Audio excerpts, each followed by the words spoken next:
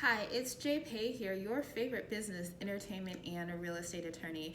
And I just wanted to get on really quick and share something that's been on my heart all day. I know some of us are in cycles and seasons where it seems like we're battling the impossible and we just can't gain any headway. And you just have to remember when you're going through those seasons that what seems to be impossible sometimes really truly is possible with self belief, strategy, and tenacity. So I remember early in my legal career, and I've accomplished a lot of things some people would say are impossible, but I just want to focus on one situation in general in this like story time post. But and I'm speaking about this because the client has publicly talked about it. But I had a well-known hip hop artist reach out to me, and he had a $3 million default judgment entered against him, and he wasn't able to respond at the time the lawsuit was initially filed, and so that's why he got the $3 million judgment entered against him. And in Chicago or Illinois, when you get a default judgment entered against you, you have a certain period of time to respond and get it vacated, no questions asked. And he was like well past that time. We're talking like several years past that time frame. So I'm like, you're literally asking me to perform a miracle. This is really a shot in the dark. Like, we are trying to accomplish the unheard of, the impossible. But I was like, you know, I believe in my ability as a lawyer, and so I'm willing to take this on. I'm willing to fight this fight for you.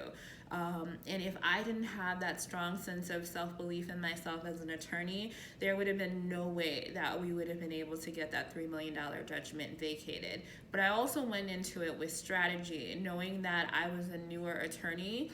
I worked with one of my legal mentors and I practiced my arguments. So that way, when I got before the judge, I was able to present my arguments and the facts in a way that supported my client's position, which enabled us to get the $3 million judgment vacated.